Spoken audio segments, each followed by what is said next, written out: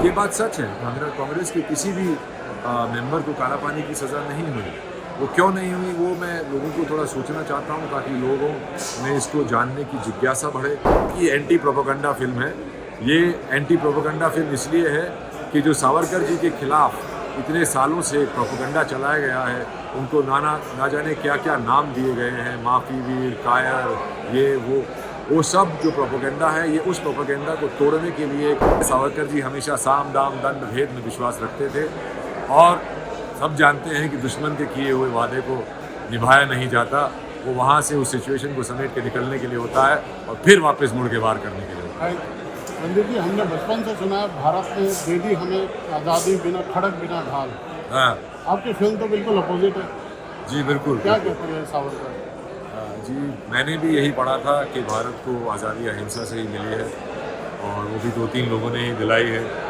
पर एक सशस्त्र क्रांति भारत में थी जिसका बहुत बड़ा योगदान रहा है, जो कि किताबों में जितनी भी मैंने एक तकबे की किताबें पढ़ी हैं, उनमें सिर्फ यही लिखा है कि एक ही पैराग्राफ में पूरी सशस्त्र क्रांति को समेट दिया जाता है। वो ऐसा था नहीं। और एक नैरेटिव चलाया गया आज़ादी के बाद भी कि सिर्फ उस वक्त जो कांग्रेस पार्टी थी उसी ने ही हमें आज़ादी दिलाई है, और वो सच नहीं है। और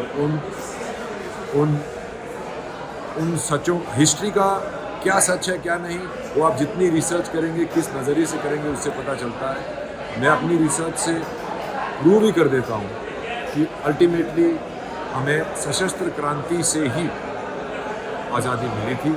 और इसमें मैं ये नहीं कह रहा हूँ कि अहिंसा का कोई रोल नहीं था। अहिंसा का बहुत बड़ा इसमें योगदान था, जिसने लोगों को जोड़ा साथ में, और दोनों सिरों से हमको आज़ादी मिली थी। ये मेरा इस मूवी में कहना है। आपने तो डायलॉग भी डाल दिया कांग्रेस के लिए, क्या काला पानी की सज़ा किसी कांग्रेस को हुई? ये बात सच है। कांग्रेस के किसी भी मेंबर को काला पानी की सज़ा नहीं हुई। वो क्यों नहीं हुई वो मैं लोगों को थोड़ा सोचना चाहता हूँ, ताकि लोगों में इसको जानने की जिज्ञासा बढ़े, इसके बारे में लोग पढ़ें, इसके बारे में और रिसर्च करें, और उसके थ्रू ना सिर्फ सशस्त्र क्रांति की कहानी बल्कि वीर सावरकर जी की कहानी भी उभर के आएगी। और जिन लोगों से अंग्रेज़ ज़्यादा डरते थे, वो उनको मेन लैंड से दूर कारावास में भेज देते थे, जैसे कि सावरकर जी को भेजा, और उनको तो 2 लाइफ टाइम के लिए भेजा। तो आप उससे अंदाज़ा लगा सकते हैं कि वो कितना खतरनाक मानते थे सावरकर जी और उनकी इंटेलेक्ट और उनकी कन्विंसिंग पावर। इसीलिए इसको प्रोपेगेंडा फिल्म भी कह रहे हैं विरोधी पार्टी के जो लोग हैं। जी जी। बहुत इसको बोले, आप इसका अच्छा जवाब दे रहे हैं क्या? हाँ, मेरा जवाब है कि एंटी प्रोपेगेंडा फिल्म है।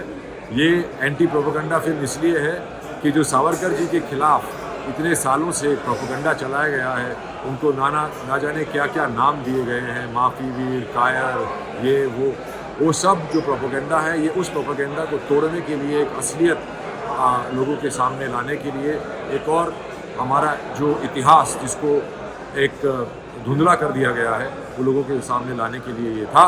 इत्तेफाकन ये पिक्चर 22 मार्च को रिलीज़ हो रही है।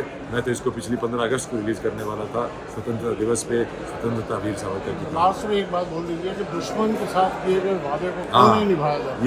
ये बिल्कुल है। सावरकर जी हमेशा साम दाम दंड भेद में विश्वास रखते थे, और सब जानते हैं कि दुश्मन के किए हुए वादे को निभाया नहीं जाता। वो वहाँ से उस सिचुएशन को समेट के निकलने के लिए होता है और फिर वापस मुड़ के वार करने के लिए होता है। Thank you.